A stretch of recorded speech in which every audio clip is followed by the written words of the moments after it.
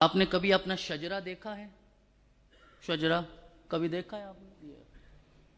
اگر نہیں دیکھا کل جا کے دیکھیے گا. اگر کسی کے پاس نہیں ہے تو منگوا کے موبائل میں رکھیں. لوگ آج پوچھتے ہیں سید کہاں سے آ گئے، دکھانا پڑتا ہے کہ یہاں سے آ گئے، کیونکہ آج ہر چیز موبائل سے دکھانا پڑتی ہے نا، تو اس لیے شجرہ پاس رکھیے. میرے پاس ہے، میں نے بار بار دیکھا. جو سادات ہیں ان کی عظمت کیا ہے کہ وہ آل نبی ہیں، وہ آل محمد ہیں. یہی عظمت ہے نا.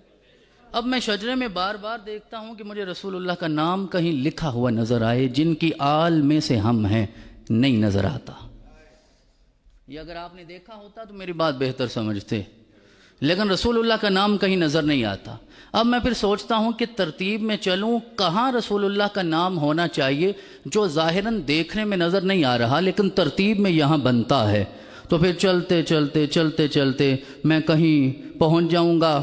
میرا تعلق جو ہے وہ حضرت امام علی نقی علیہ السلام کی ذات گرامی سے ہے. پھر وہ سلسلہ آگے چلتا ہے، حضرت زین العابدین تک پہنچتا ہے، تو امام حسین تک پہنچتا ہے، پھر حضرت علی المرتضیٰ پہ جاتا ہے. تو علی کے بعد شجرے میں مجھے جو نام لکھا نظر آتا ہے وہ میرے محمد کا نہیں ہے.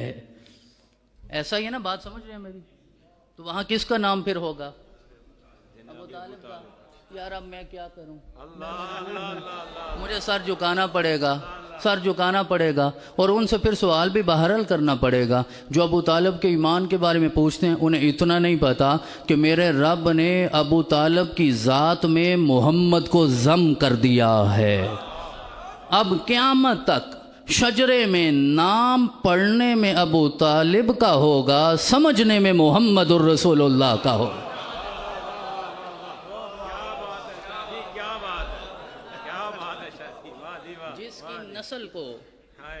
جس کی نسل کو میرے رب نے قیامت تک نسل مصطفیٰ بنا دیا ہے.